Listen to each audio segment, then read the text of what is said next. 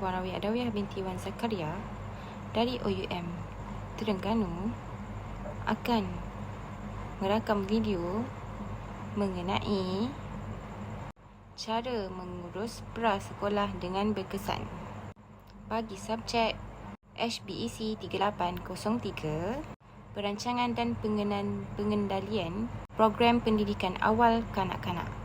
Untuk bahagian 1, soalan 2. Terdapat banyak cara untuk menguruskan prasekolah dengan berkesan. Antaranya ialah yang pertama adalah dengan mengembangkan maklumat dan objektif dalam hubungan dengan falsafah pusat, meletakkan penegasan dalam keperluan pelanggan, di mana pelanggan adalah para ibu bapa yang menghantar anaknya. Oleh itu, ibu bapa perlu tahu falsafah dan objektif sesebuah prasekolah yang ingin dihantar kepada anak mereka, yang ingin dihantar oleh mereka. Yang kedua, pengusaha ataupun pemilik mestilah bekerja dengan kaki tangan untuk membina kurikulum bagi mendapatkan objektif pusat, di mana para pengusaha perlu menjaga institusi mereka mengekalkan kurikulum yang terbaik. Di samping itu, pengusaha juga perlulah membimbing kaki tangan dan orang yang terlibat dalam organisasi untuk memahami kurikulum yang telah dipilih yang berkait kepada kanak-kanak dan mengetahui kaedah untuk menjalankan kurikulum tersebut kepada kanak-kanak. Pengusaha juga perlulah menyediakan latihan yang terperinci kepada guru baru atau guru yang tidak mempunyai latar belakang perkembangan kanak-kanak dan pendidikan awal kanak-kanak. Ini akan membantu guru untuk menjalankan kurikulum yang terpilih supaya dapat menyokong pertumbuhan dan perkembangan kanak-kanak. Seterusnya, memberi impak kepada organisasi itu sendiri. Yang ketiga, untuk mengurus prasekolah dengan berkesan, pengusaha perlulah kerap melawat setiap bilik darjah, sebaiknya setiap hari. Ini adalah untuk memastikan semuanya berada dalam keadaan baik dan terkawal. Yang keempat, pengusaha itu perlulah meningkatkan perhubungan yang positif antara kaki tangan dengan ahli lembaga pengarah dan ataupun dengan jawatan kuasa mereka. Oleh itu, apabila adanya sesuatu program yang akan dijalankan, ahli jawatan kuasa akan dapat membantu dan memberi kerjasama serta memberi idea tentang program yang akan dijalankan oleh mereka nanti.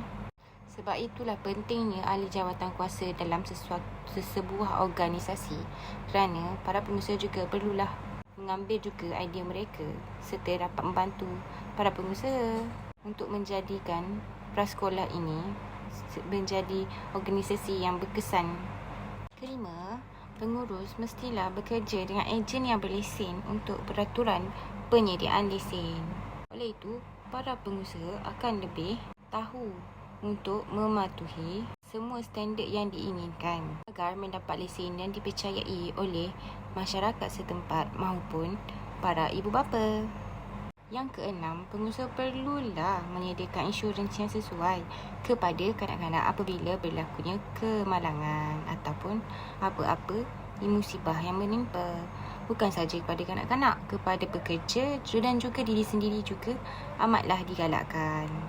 Yang ketujuh, pemilik tadika mestilah mematuhi kepada semua undang-undang setempat, negeri dan pusat berhubung dengan operasi pusat. Contohnya, keluasan sesebuah kelas mestilah bersamaan dengan beberapa jumlah kanak-kanak yang perlu dihadkan bagi memastikan kualiti yang sangat baik untuk kanak-kanak itu sendiri. 8. Pemilik mestilah membayar bil dan menyediakan gaji kepada para pekerja dengan waktu yang tepat. Kesembilan, pemilik pengusaha tadika mestilah menulis kertas cadangan dan mendapatkan sumbangan untuk perjalanan pusat. Contohnya, apabila mempunyai sesuatu program seperti ingin melaksanakan hari bengkel keibubapaan ataupun hari graduasi ataupun membuat lawatan, pengusaha bolehlah untuk menghantar kertas cadangan maupun meminta sumbangan daripada NGO setempat untuk mendapatkan sumbangan untuk melancarkan lagi perjalanan proses program yang akan dilaksanakan kelak. Ke-10, pemilik mestilah mendapatkan dan menjaga fasiliti fizikal yang sesuai untuk perancangan pusat. Contohnya seperti taman permainan mestilah dijaga dan disanitasi setiap hari. Barangan yang tidak digunakan ataupun sudah tidak boleh digunakan mestilah dibuang untuk menjaga keselamatan kanak-kanak seperti kerusi yang reput dan sebagainya. Pengusaha juga mestilah menyusun dan mengemaskini peralatan yang ada di dalam pusat tadika. Ini bagi memastikan suasana yang sentiasa berubah-ubah dan kanak-kanak dapat persekitaran yang berbeza-beza dan tidak sama setiap tahun. Ini dapat memberikan aura pembelajaran yang positif. Yang ke-12, para pengusaha ataupun pemilik mestilah mempertingkatkan dan mengemaskini pelan pemasaran pusat mereka. Ini kerana sesebuah organisasi mestilah memasarkan perkhidmatan mereka kepada masyarakat agar dapat dikenali oleh semua masyarakat setempat.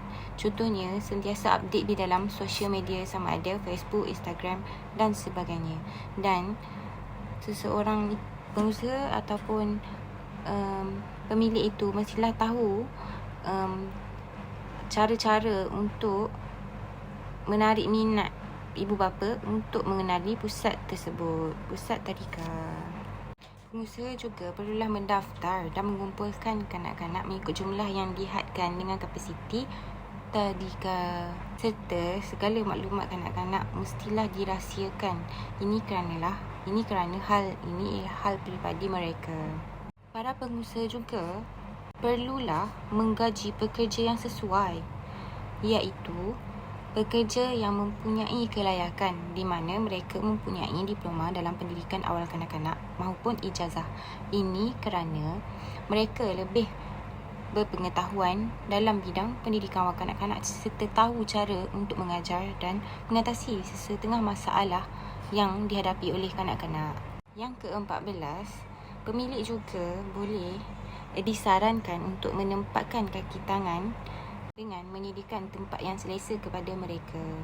Ini adalah untuk menjaga kebajikan mereka dan memudahkan urusan mereka untuk bekerja di pusat tadika yang telah disedi yang mereka bekerja.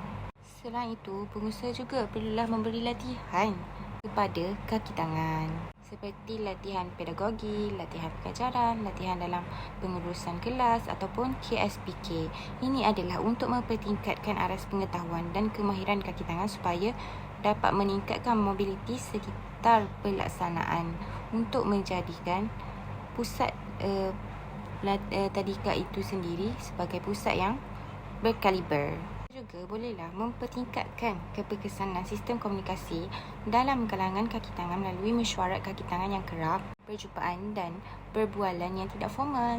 Ia akan mengeratkan lagi hubungan dengan para pekerja dan dapat berkongsi idea-idea tiap pekerja mengenai penambahbaikan tadika, dan ini juga untuk sesuatu kerja yang harmoni, suasana kerja yang harmoni. Akhir sekali, pengusaha bolehlah melibatkan diri dalam organisasi profesional di mana akan lebih dikenali oleh masyarakat luar. Di samping itu, pengusaha juga bolehlah menjadi penganjur kepada kanak-kanak dalam sebuah program yang dijalankan.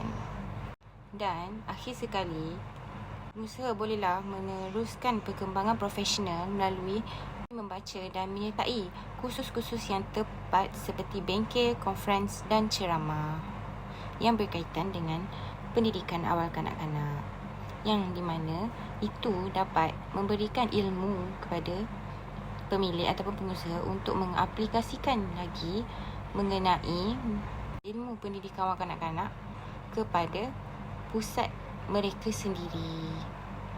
Berikut adalah kesemua cara untuk mengurus prasekolah dengan berkesan. Sebenarnya adalah banyak lagi, tapi itu saja yang dapat saya kongsikan. Semoga dengan apa yang saya kongsikan ini dapat memberi penerangan yang jelas dan bermanfaat. Itu saja daripada saya. Sekian, terima kasih. Assalamualaikum warahmatullahi wabarakatuh.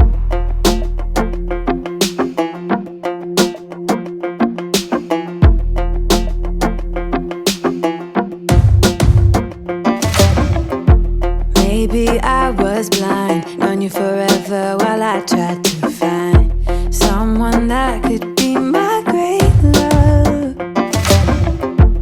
Right in front of me, I didn't realize you were my dream, so you took me by surprise. Oh yeah, even in my wildest dreams, I didn't think we were destined to be, and now you're laying next to me.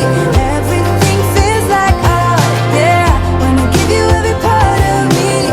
I can't believe this is reality, and now you're laying next to me. Everything feels like oh yeah.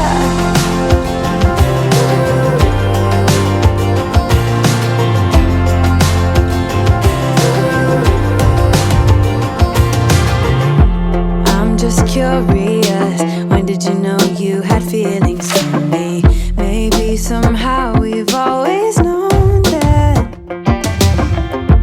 we have chemistry, but always chasing after someone else. So this took me by surprise. Oh yeah, even in my wildest dreams, I didn't think we were destined to be, and now you're laying next to me. Everything feels like oh yeah, wanna give you every part of me. I can't believe this is reality, and now you're laying next to me. Everything feels like oh yeah.